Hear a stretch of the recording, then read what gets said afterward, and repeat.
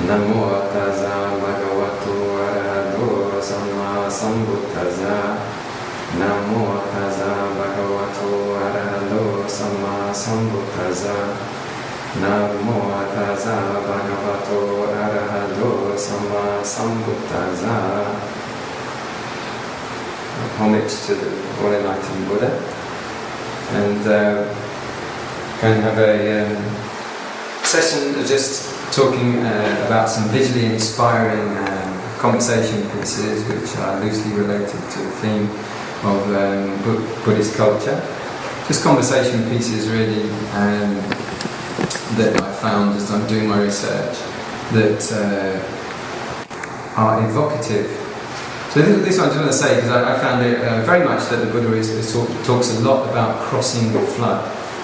And in one of the books, the Sagata Sutta, for example, the verses, he talks about a deva that comes to him in the middle of the night and asks him, how have you crossed the flood?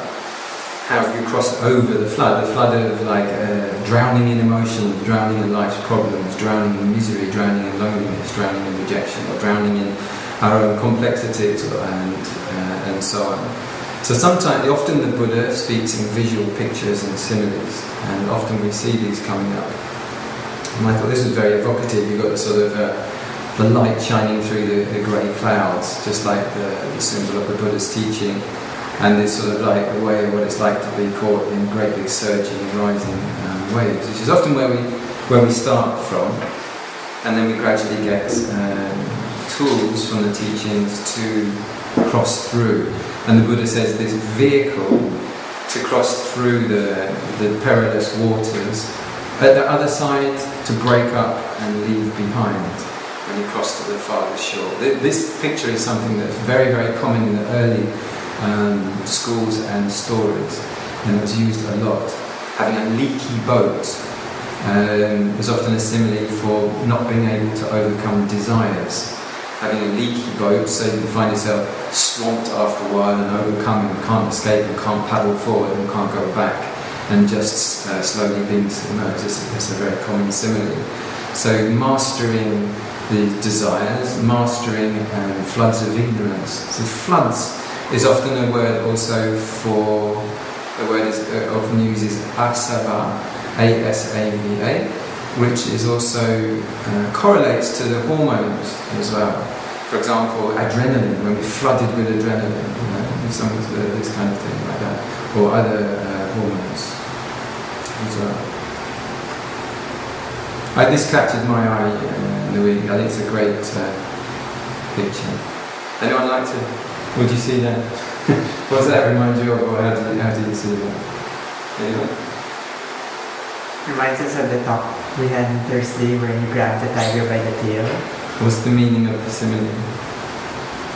Of the one you just said, grabbing the tiger by the tail, what's that? Well, once you grab a tiger by the tail, it's very difficult to know what's next, whether you should continue to grab onto it or you start going around and around and around, just like, let's say, desire or problems. It just keeps on going around and around, and you don't know if you can just let go, and all of a sudden the tiger will just bite your leg off. Yeah, exactly. Yeah.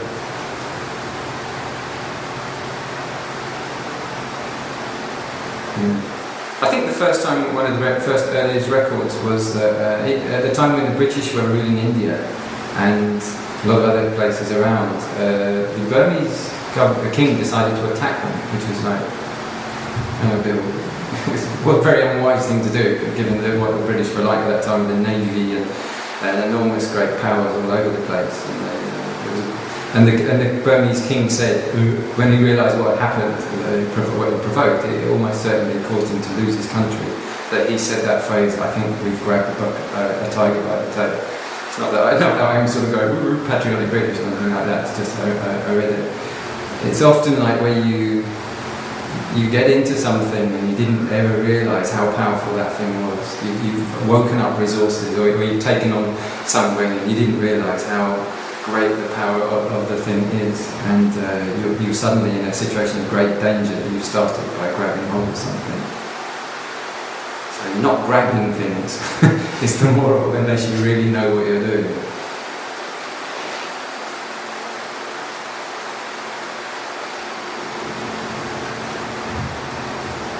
Really? What do you think of that? What do you see now? Is that Korean? Could be. Looks Korean. The monk's robes? Yeah.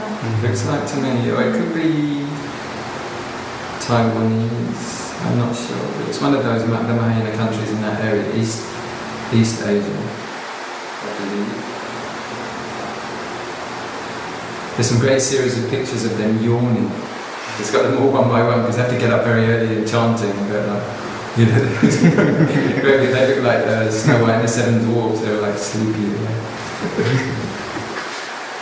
grumpy.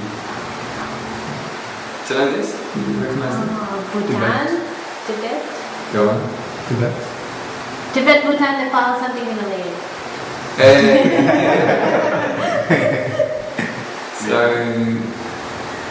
it's the name of this mountain is called Kailasa. Oh yeah, Kailash. Do you know something about it? yeah. It's a sacred mountain. It's like the living stupa, and people make pilgrimages, and some people do a prostration around the entire mountain, which can take them up to a year. And the other? It's vertical photos of it. It looks like a lotus. Oh, I didn't know. Because of it that. has these spokes going out from it. And the other, Is that in Nepal? Oh. Do you know where it is? It's something Himalayan because the architecture. it's Tibet. Tibet. Because once you've got the beginning of the Himalayas, it's quite far in. It's actually border, that's right, because when they go over the prostrations around it, sometimes they can't do a certain area of it because it's Chinese territory now. I remember that.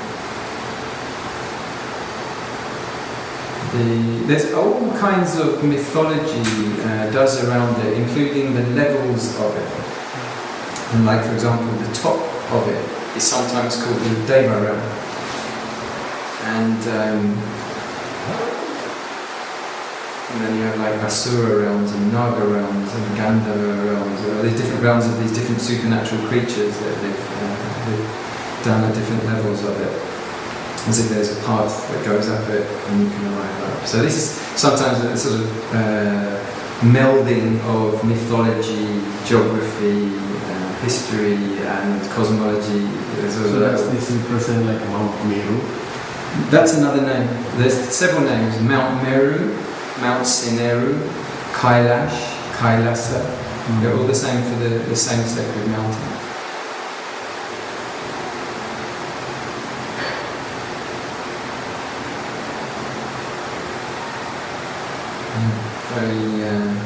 A lot of mythology prior from Buddhism revolves around it. So then you get this sort of melding of Brahminic, Hindic, and a lot of things to do with Hindu gods, like Brahma living in a cave or deep within.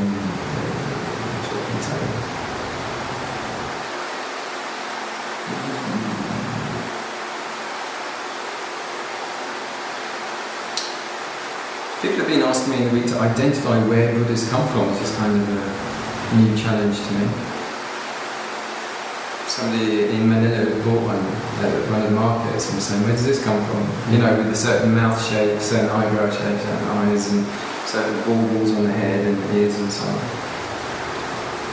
And it is amazing when you look, just do one Google search on like Japanese Buddha's heads or something, and thousands on them around. It's amazing how much inspiration. I think it was Hellenistic, so where you've got Greek, beautiful sculptures, aquiline noses, coming from Greece, factory in Greece, because the Silk Road went over, and sort of from up from Afghanistan, Gandhara, they're very artistic there, and then across and to the north and over to China and back. So a lot of influence there. So contemplating the Buddha, like just looking at Buddhas, even at the face, nothing to do with thinking. But when I was in Burma, I said, like, give me the technique, and they were giving me actually this. And I was saying I was getting quite a bit of wandering mind. So they said, well, just go to the Buddha, make an aspiration to improve your concentration, and just look on the face for about 2 or 3 minutes, and then close your eyes. But for them, this is also a way of practicing meditation, is just to look at the serenity of the Buddha's face. it's one of the purposes of the Buddha statue is to inspire calm.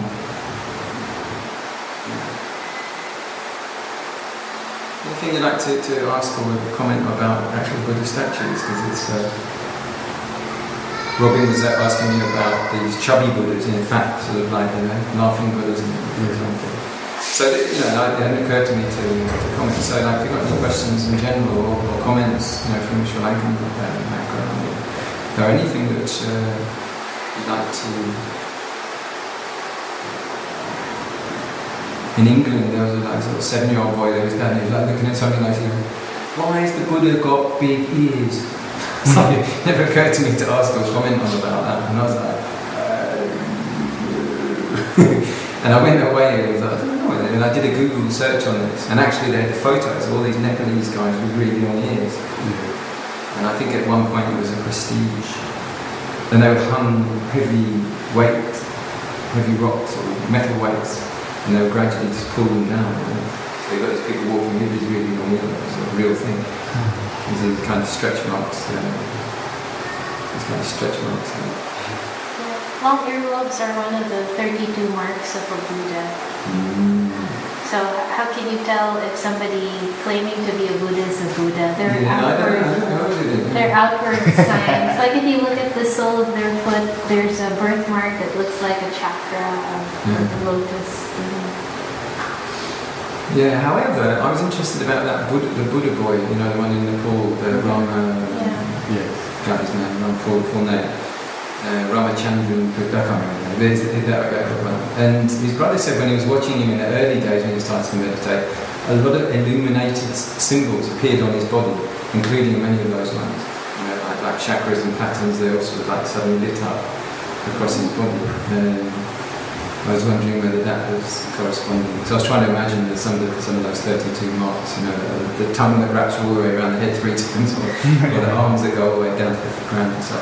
But I was wondering whether they were more like illumination patterns or something that sort of appeared up, rather than physical ones. It would make it a little bit more sort of digestible, some of those things. We were talking about the hands and the meaning of the different hand symbols. That was quite an interesting way to approach the Buddhas. The imagery, meaning of the imagery.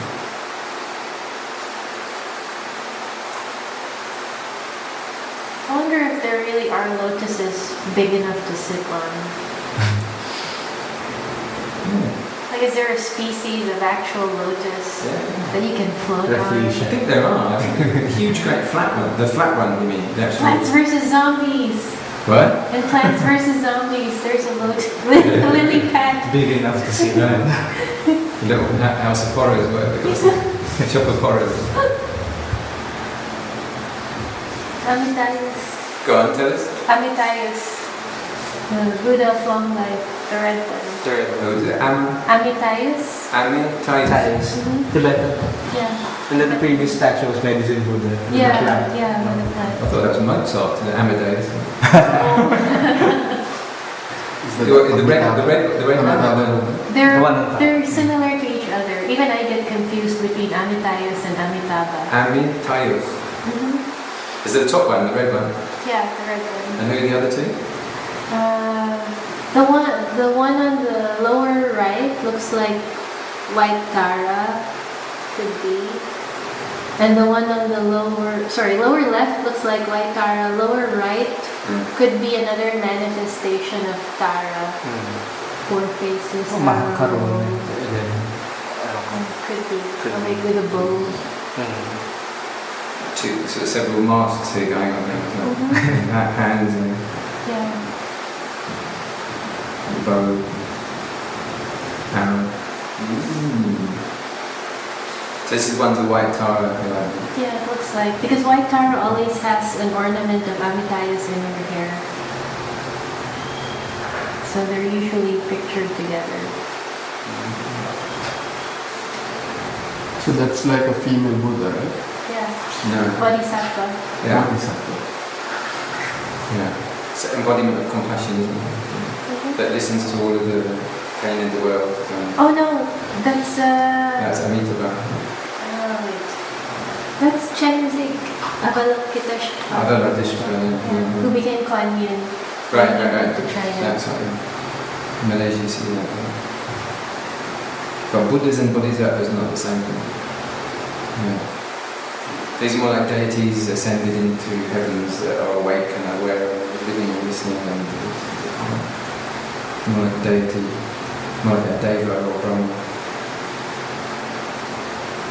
But they don't. I mean, normally the idea is that like maybe I don't know that's come from Chinese. So normally the idea is that they're interested about humans. Yes. But that's probably not the case, right? Yeah, there seems to be difference between this sort of like Theravada and Mahayana a little bit there, where you've more got this sort of ascended living being which is sort of listening and observing, and is a kind of saviour, rescuing, that you listen, that you call in times of difficulty and something like that. It's kind of their function. It's more of a sort of salvation method.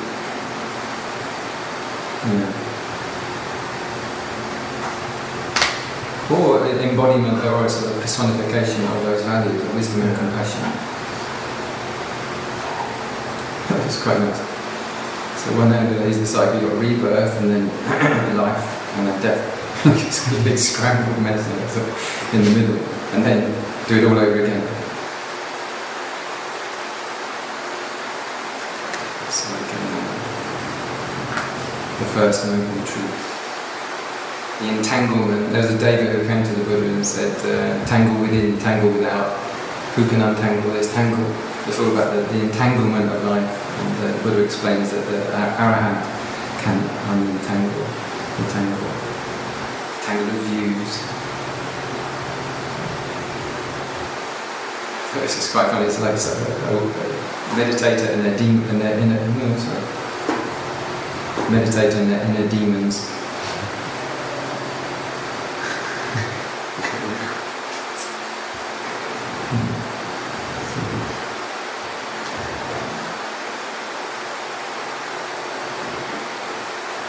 This guy looks remarkably like my granddad.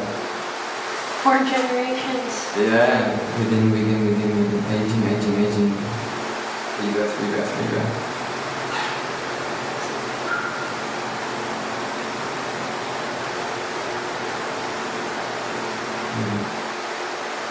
Reflection on aging.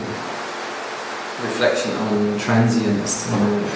We don't notice that aging, the body aging, is happening all the time, but we just never see it. So turning attention onto that in a way which is going to inspire us to capture the preciousness of the moment, the passing moment. And the difference between the material aging and the mental flowing. It's interesting that the oldest and the youngest are the only ones smiling. Yeah. The two in between, they're like, grin. Yeah.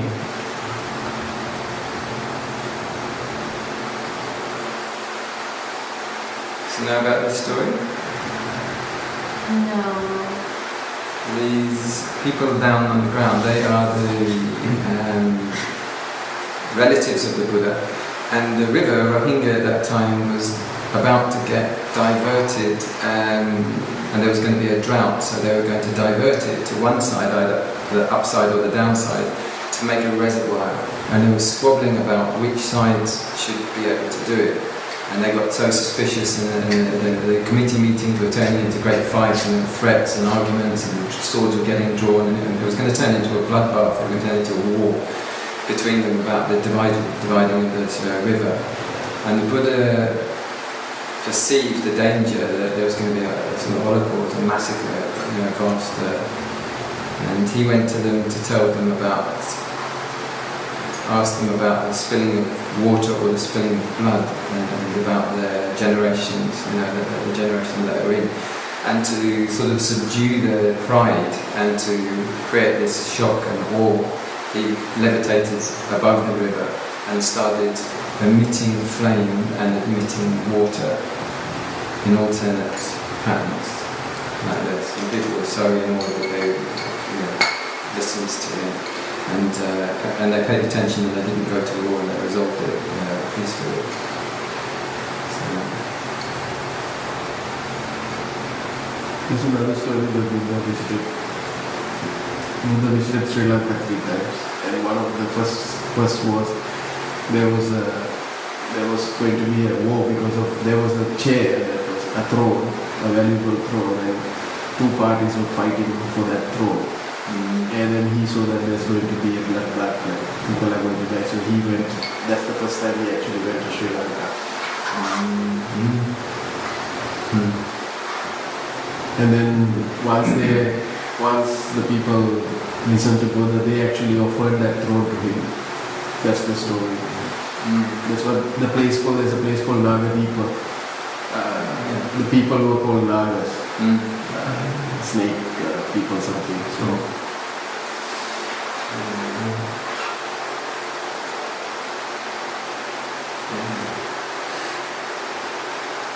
No, I think by the time that the Buddha was passing away, so most of the kings were humble to him and would take counsel from him. In the end, basically, while he was prophesied to become a sort of world ruler, he kind of effectively was by the time he died, and he brought peace. So whereas everyone else was trying to get conquering and so on, he'd actually done it, but in a very indirect way, in a very enlightened way. I got this one partly. I'll come on to chanting, and there's a sort of called the Buddha's. Could mean Buddha's mansion, or also the Buddha's entourage, the Buddha's matrix, but also the Buddha's armor, the protection of the Buddha, which shows all these different enlightened monks in every different direction, north, south, east, west, and all these around. So the end of it is a you build up a visualization, like considering to the northeast is such and such a monk, to the front is another such a monk, to the northwest. 10 directions. Yeah, 10 directions. So the 10 direction meditation, to learn how to do that, which we do with Kasina meditation as it's sort of basic, to learn to be able to do that, to contemplate north, south, east, west, and actually hold it in your mind, and then the in-between directions, north, east, south, west, and so on like that, and then up and down. Doing that, and then learning about the other monks, and then placing them on these different positions. This is very much, it's quite unusual to find well, I don't know if it's unusual to do it in Theravada. It's much more common, it seems to me, in Vajrayana, sort of practices of these sort of building up these complex deity things in your mind, and you feel very safe surrounded by them. So there's something I'm going to talk about later on. I thought this would be a good reference. Kasina. No, yeah. They were showing in the week with the freezing cold weather in America about blowing soap bubbles. Yeah, I saw that. Frozen casinos for sale. Fake. That's one of my favourite pictures. I was kept on for a long time. Just because you consider it in every direction. You have a forest. The Buddha gave this teaching to what I give you in one hand is all you need compared to all the leaves in the whole of the forest. So it's a great sort of. Eventually, whatever we learn with all of these concepts, and everything has to come back to this sort of still, clear mind, non-conceptual mind, as well as your question and still point. We have to let it go. It's also the crossing over the ocean. Whatever we build up in terms of learning about form, we have to let go. Some teachers really emphasize that from the beginning, that just go to the non-conceptual. So we will be learning today a lot about form, Theravada form, form of chanting, traditional forms, expected forms, temple forms and so on. It's always important. You should go without saying, you learn them all the blessings and chants, all the Pali and everything, but it has to be let go of once you're kind of at the other side. Once it's done its job, there it goes, it doesn't matter. So attachment to wrong rites and rituals.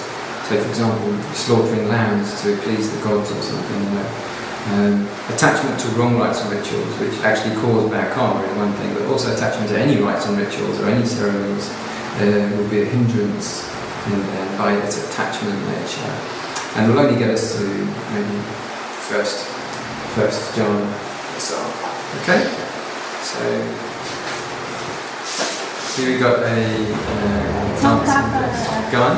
Lama Tsongkhapa. Go on. Tell us a little bit about. He's a very highly accomplished 12th century or 10th century Tibetan Buddhist monk. Mm-hmm. He eventually became the abbot of one of the Gelug monasteries, which is the lineage of the Dalai Lama. Tsongkhapa is famous for bringing like a monastic reform, because the monastic rules in Tibet at that time were very lax. So he was like the one who brought everyone back into, brought back into line. And then he's really accomplished because he wrote this amazing commentary on Atisha's Lamp to Enlightenment. It's also a very technical treatise on meditation, like this is what you need to do.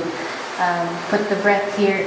None of it was in vague language. It was very clear, very concise instructions on how to do it. So the hat he's wearing, that's supposed to be a yellow and red hat. The Dalai Lama also wears that hat sometimes. It symbolizes his high achievement. And then on the right hand, he holds, that's a Tibetan book, like the long rectangular pages with text, symbolizing what a great scholar he is. And then, I think the right hand is in a mudra of some kind. He's wearing monastic robes. And then around him are the 8 auspicious symbols. There's the shell, the bumpa, the vase, and they mean something. Which is correct. Manila University 5 points. There we go. Thank you. Interruptions. Buddhist lineages for 200, please. We can come back next week for the car. No. How is that? So when I showed this to the other side, I showed that one and you went, oh yeah, that's Buddha Tsongkhapa with the yellow. I was like, how do you know that from this? I thought you were talking about this line. Yeah, these were off Japan, found deep at the bottom of the ocean. I think it was bottom of Japan.